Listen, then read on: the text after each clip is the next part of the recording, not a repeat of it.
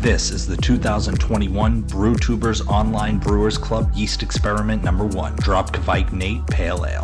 Thank you to our sponsors, Imperial Yeast, 5 Star Chemicals, Beer and Wine Hobby Homebrew Supply Store, Brewing America, all stainless steel mash paddle sponsors. Also Hopsteiner and Yakima Chief Hops. Get brewing. What is up, B's and G's? Nate, I'm back with another 2021 Brewtubers Yeast Experiment round number 1 beer review. That's a mouthful. This one is from Wally Feck. Oh yeah, my brother from another mother. We got starting gravity at 1061 and final gravity at 1014. He used the Kveik the World blend.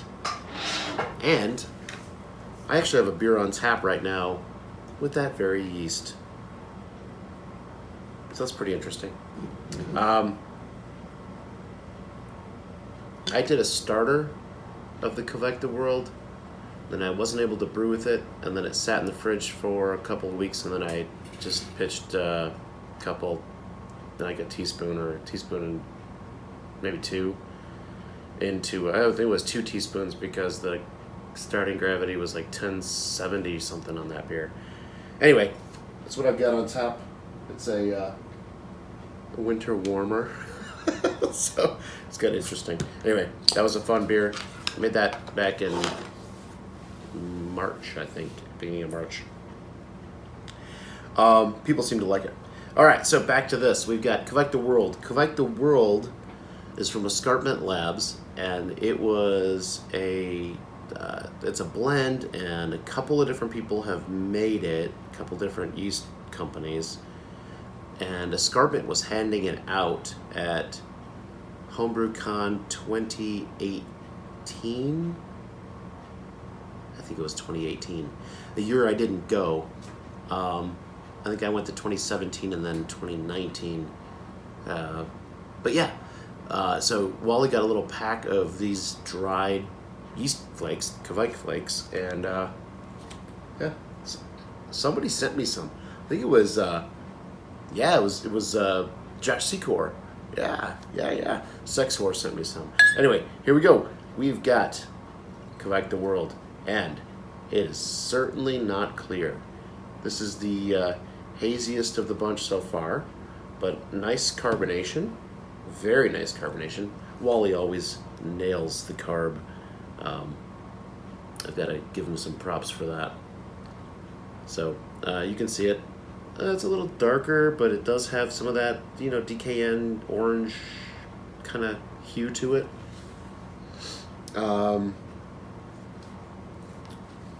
Yeah, not much to look at. The other ones so far have been much more clear. Even Dave's was a little bit, quite a bit clearer than that. But let's see, get an aroma.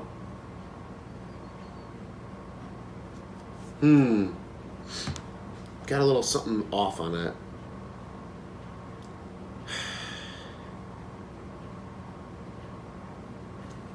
There's a slight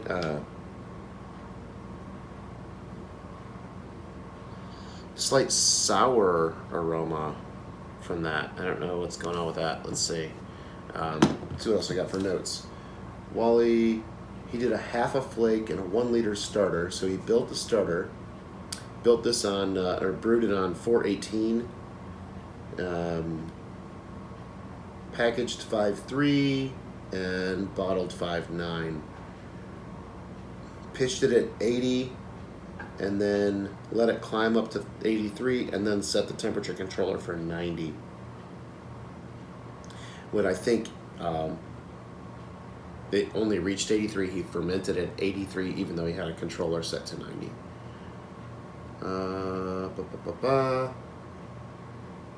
Final pH, drinking pH is 4.69. Yep. And he brews on a 3-vessel Herms system. So, cool. Okay. So, I know a little bit about this yeast because I've brewed with it. Mine can I say about it?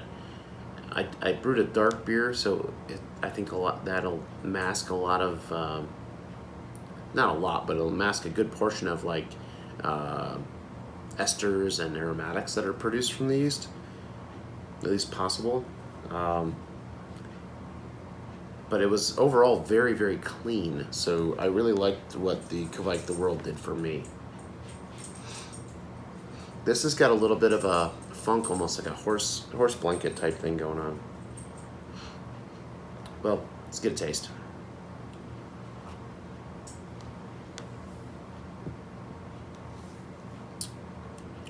Okay. Yep.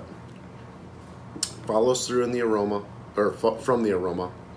I'm getting that kind of funky horse blanket, stressed yeast character is what I think is,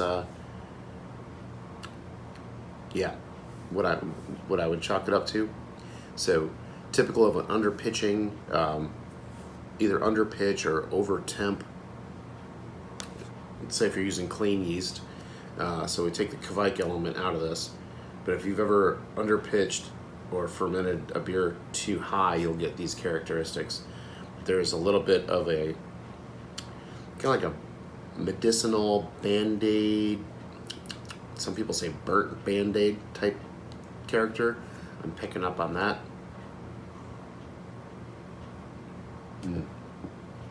Yeah, and for me, I'm pretty sensitive to that flavor, so it just kind of throws everything else out the window. So my review of the beer is not going to be super fair where it should be, and that's a result of whatever happening with that yeast happening. If I wasn't familiar with that, if I was just like Joe Bud Light drinker off the street, sorry to all you Joes out there, I would say that it's it's very, maybe very lemony or very, I don't know. It does have a little bit of a sour aspect.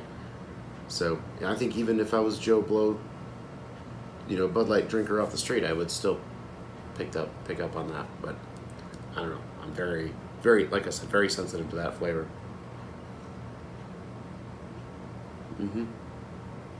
So I'm gonna leave it at that. Great carbonation. Great head retention. Look at that, and nice lacing. So we got some positive things to say about it. Color's pretty dang close. Wally's a very, very good brewer, so I have no worry about that. But I think Kveik is one of those mystifying yeasts or elements of new modern brewing that we don't quite have dialed in.